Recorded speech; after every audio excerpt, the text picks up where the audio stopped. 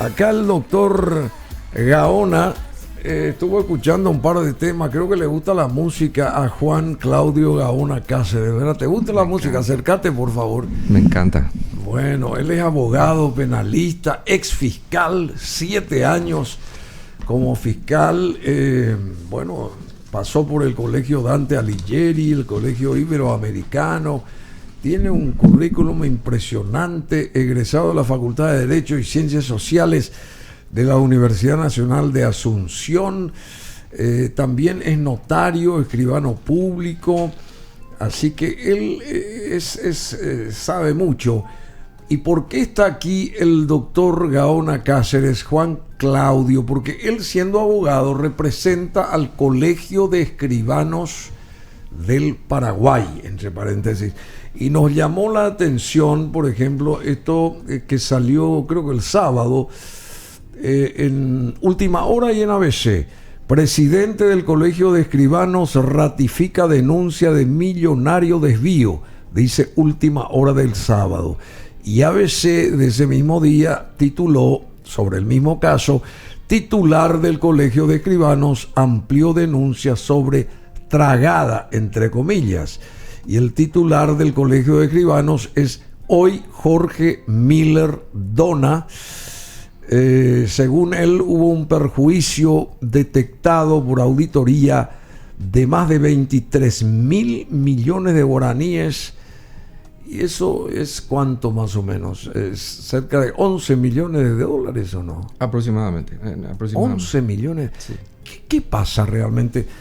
A ver si nos podés, te tuteo ya de entrada, querido doctor Gaona, ¿dónde estamos? ¿Qué pasa ahí en el Colegio de Escribanos del Paraguay? ¿Qué realmente pasa y pasó? Pasó realmente, porque pasa, recién asumieron las nuevas autoridades, o sea que estas nuevas autoridades van a tener que pagar los platos rotos, ¿eh? Sí. Van a pagar la cena de los que consumieron la comida, digamos, ¿verdad? ¿Y qué pasó ahí? ¿Qué realmente pasó? Buenos días, Bruno. Buenos días a toda tu audiencia. Un placer. Para mí es un honor estar acá con ustedes. Muchas gracias. Antiguo seguidor tuyo en Hola Música, así que yo estoy re contento de estar con un ídolo como vos. Igual la pucha. Para mí, vos sos el ídolo ahora. Muchas gracias, muy amable. Juan Claudio Gaona, realmente.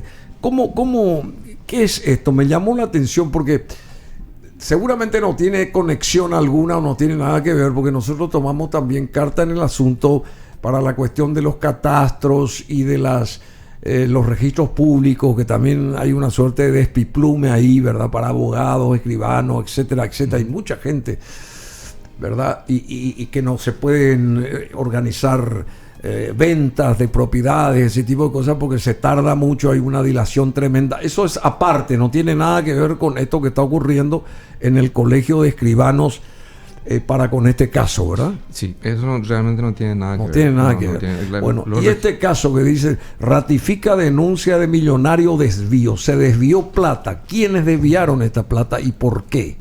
Voy a hacer una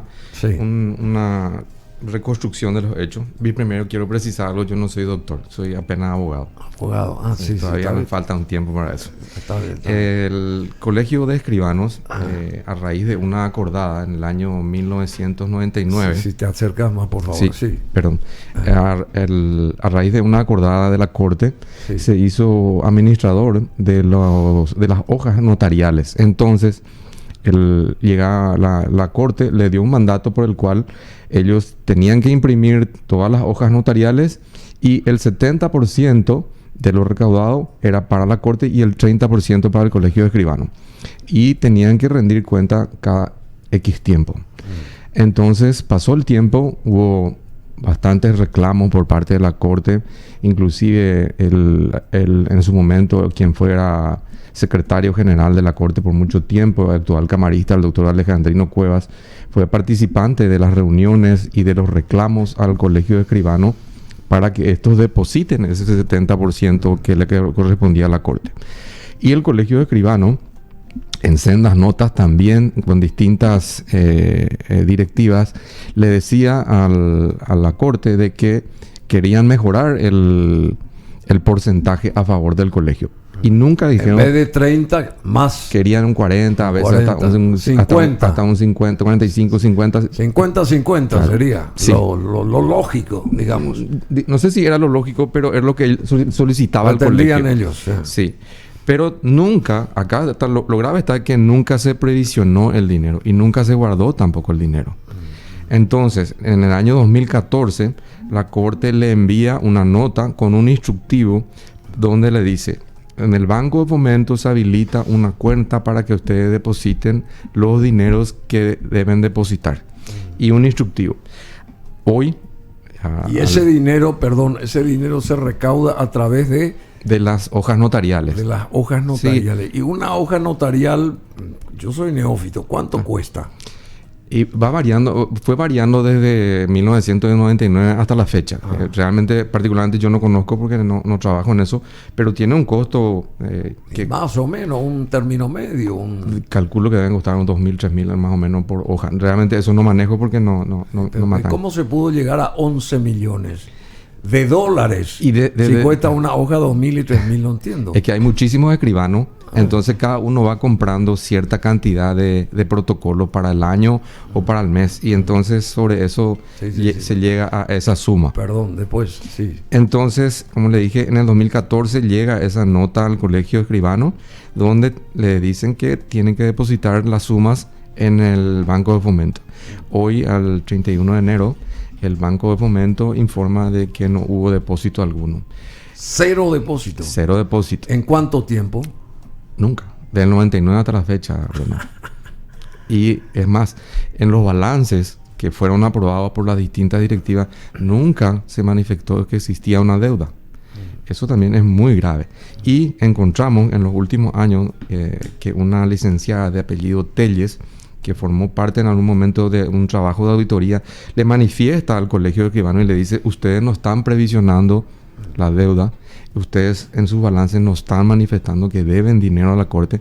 Y eso... Perdón, esa señora es de la Corte Suprema, es la señora Telles. No, es una auditora particular que había contratado el colegio. El colegio. Sí, y ella, digamos, en términos un poco vulgares, le escupió en el asado.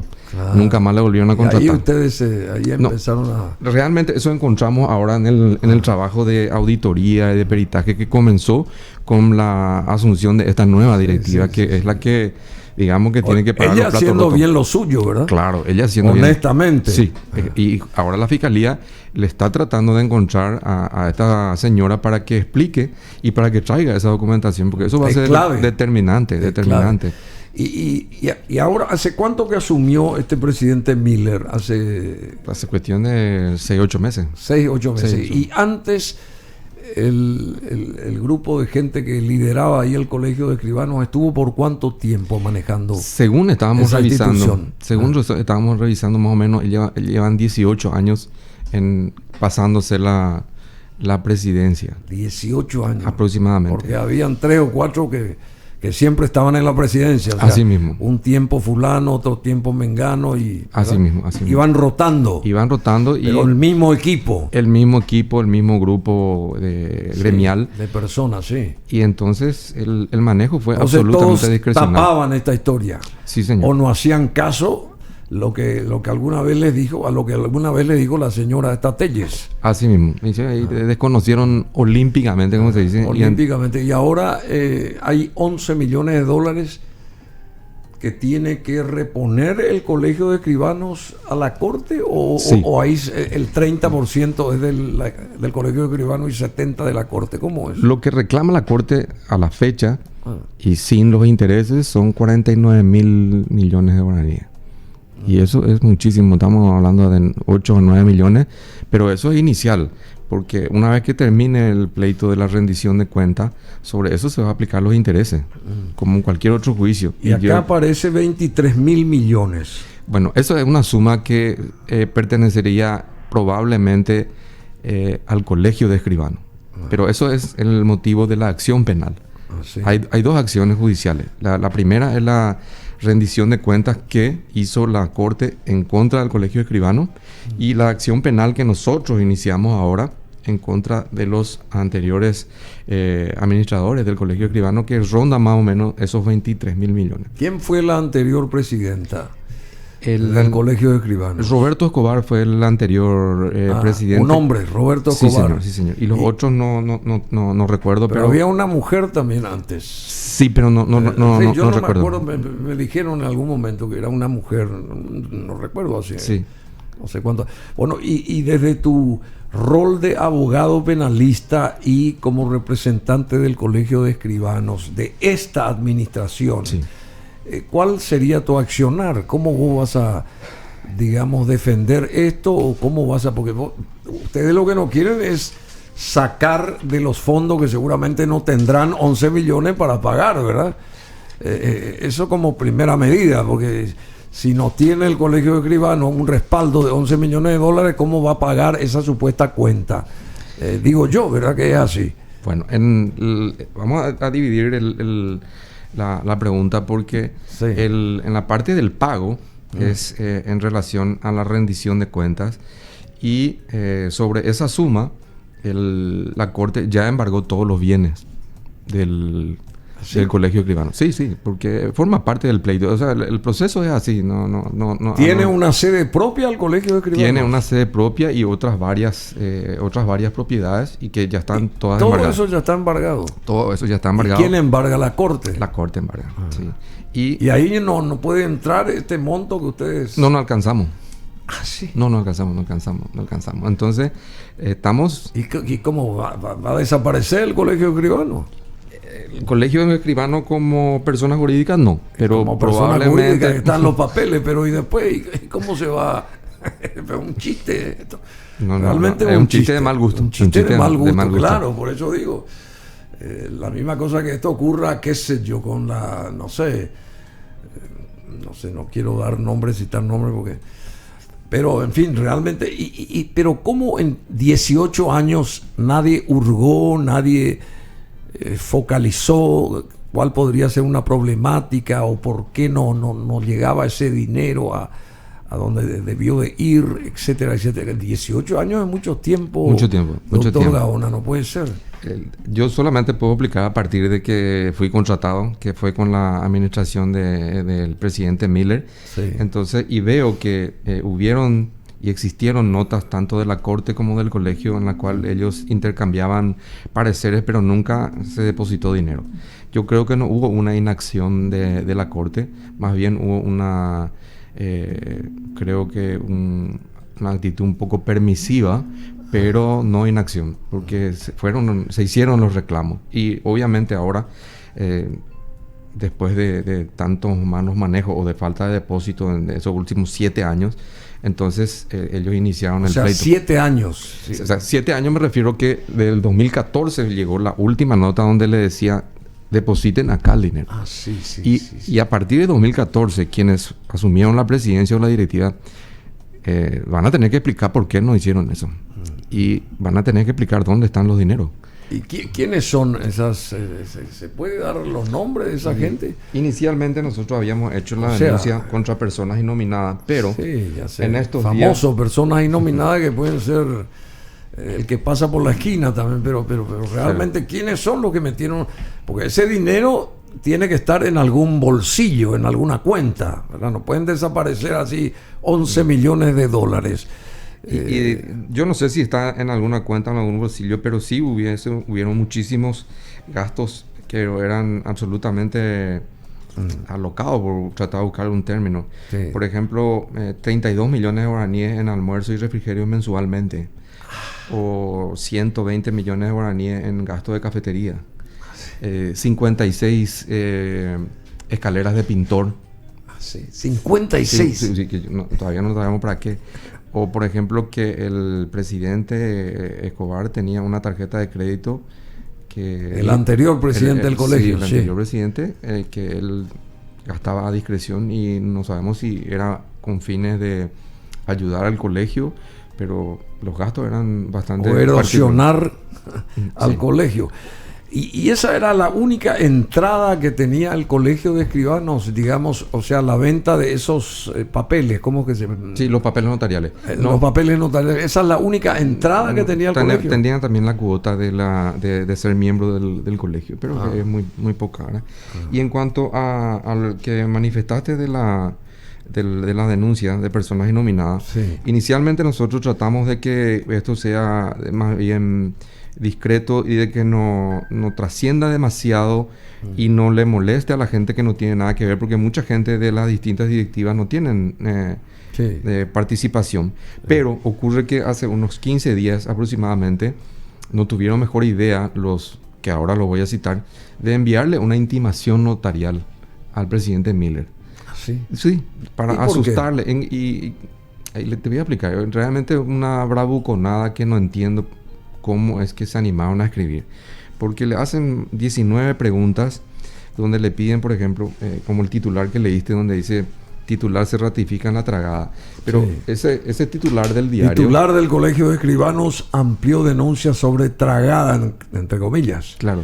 Pero ese titular es responsabilidad del diario, no es responsabilidad de Jorge. Sí. ¿Verdad? El presidente del Colegio de Escribanos del Paraguay, Jorge Miller Dona, amplió su denuncia por presunta lesión de confianza y apropiación ante el Ministerio Público contra administraciones anteriores por no previsionar el 70% para la Corte de lo percibido por la venta de materiales de uso notarial que estaba a cargo del gremio. Bueno, o sea que por un lado se exigía, o sea, quería llegarse a un acuerdo con la Corte Suprema de que el Colegio de Escribanos tenga la posibilidad de cobrar el 40% o hasta el 50% y el otro 50% a la Corte Suprema de estos materiales notariales. Y por otro lado, pasaron 18 años sin que nadie deposite nada en el banco, digamos, Sí.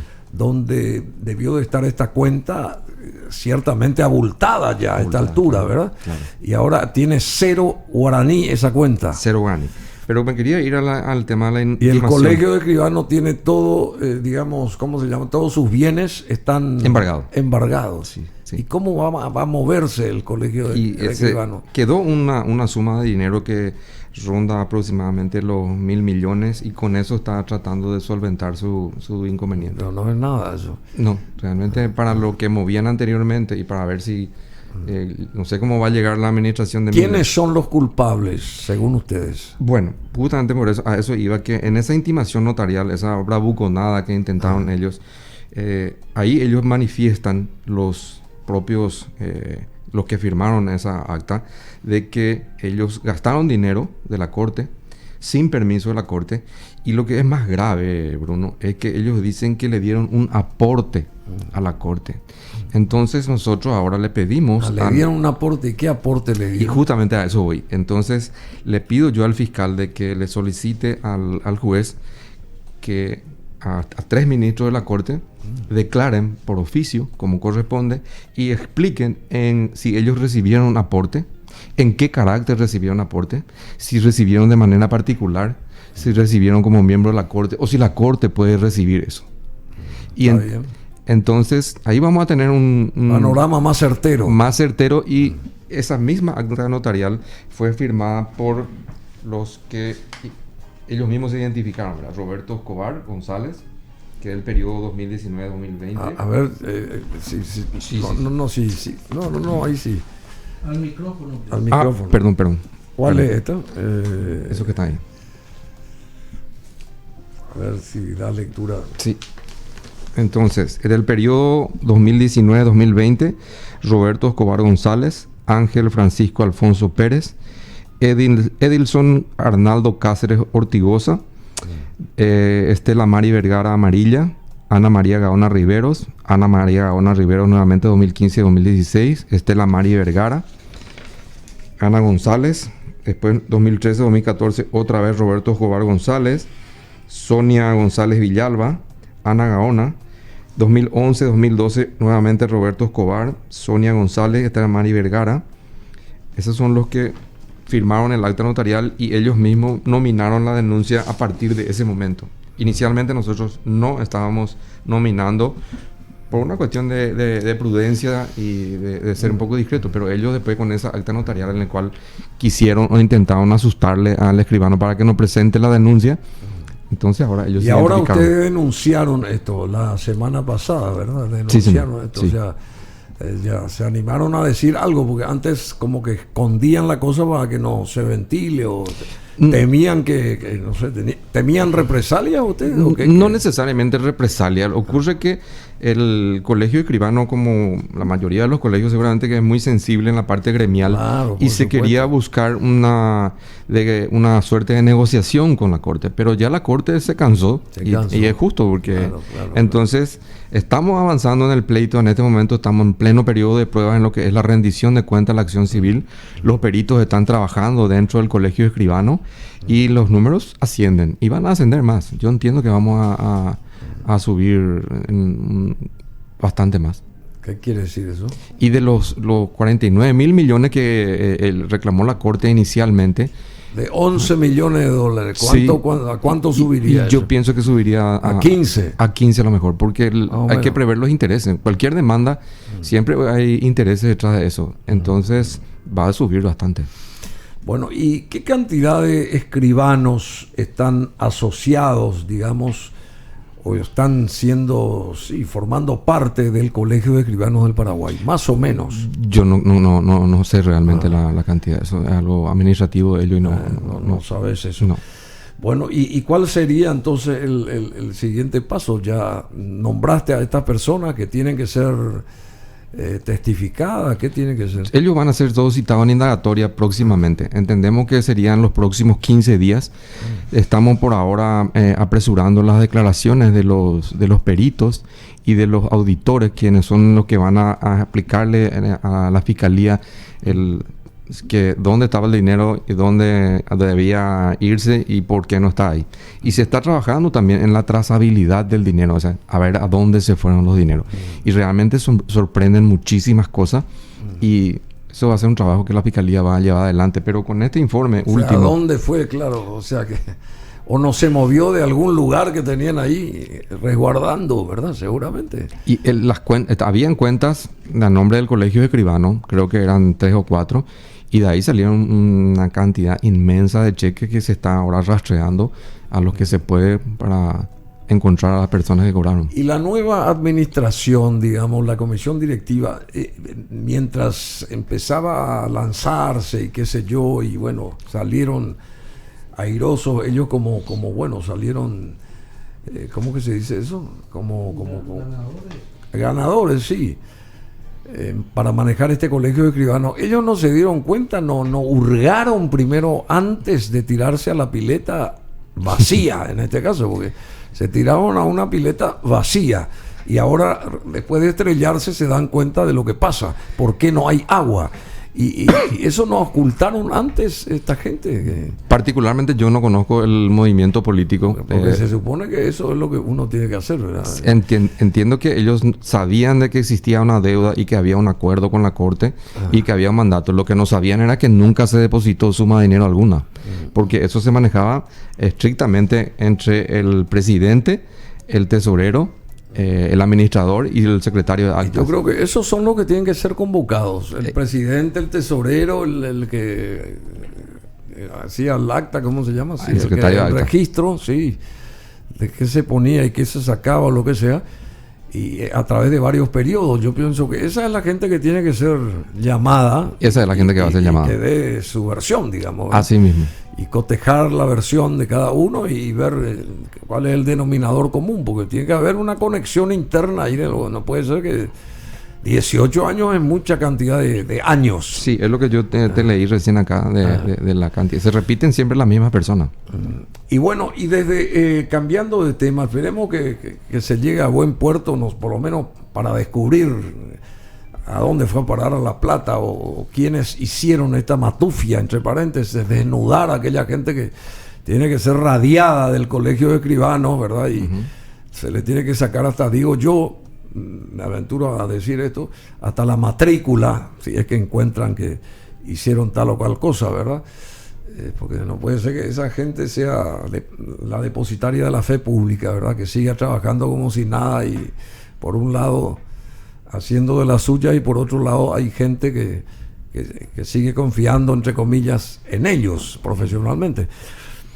Y este caso, por ejemplo, no sé si está al tanto de la cuestión del problema de los catastros y ya que estás acá, abogado, porque también a los abogados les está costando esta historia y la cuestión de registro ¿cómo se llaman los registros públicos? ¿Cómo se puede también allanar esa historia según vos? Porque bueno, yo puedo hablar únicamente desde mi conocimiento, las cosas no conozco cómo está funcionando, pero sí a nosotros nos retrasa muchísimo. Entendemos que intentaron aplicar un sistema nuevo y volvió a trancarse eso, volvió a atrasarse muchísimo. Con nuevas máquinas supuestamente. Y un nuevo programa. Nuevas computadoras. Pero tuvieron que volver al sistema anterior que aparentemente era mejor y tengo entendido que ahora de a poco se está trabajando para ordenar mejor y que están saliendo todos los informes.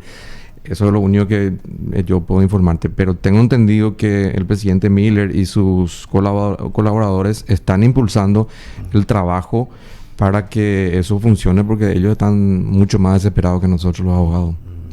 ¿Y a ustedes les afecta también esto? Claro, nos afecta mucho también. ¿Cómo les afecta? Y nosotros solicitamos a veces embargo, el conocimiento sobre el estado de una propiedad para algún tipo de acción, o cuando va una persona detenida, queremos saber si para que se le imponga la fianza y poner una propiedad como garantía, tiene que estar libre. Y eso tarda muchísimo.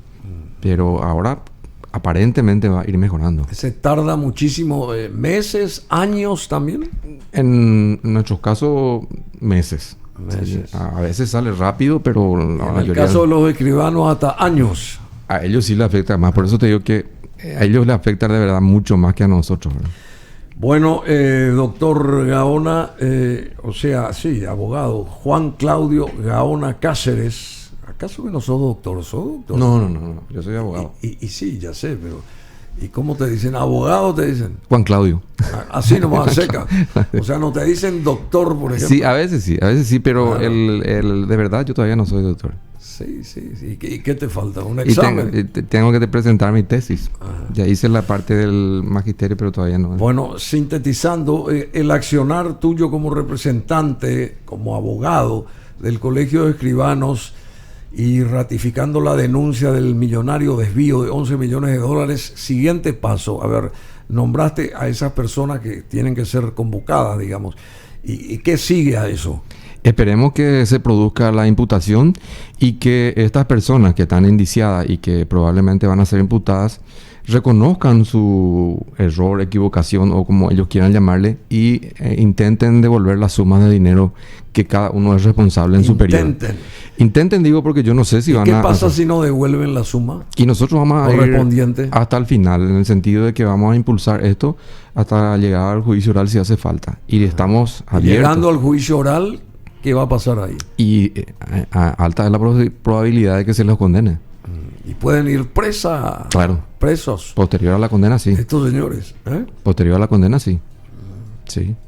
Categórico eso. Bueno, muchísimas gracias, abogado Gaona. Muchas gracias. Un placer de haberte conocido.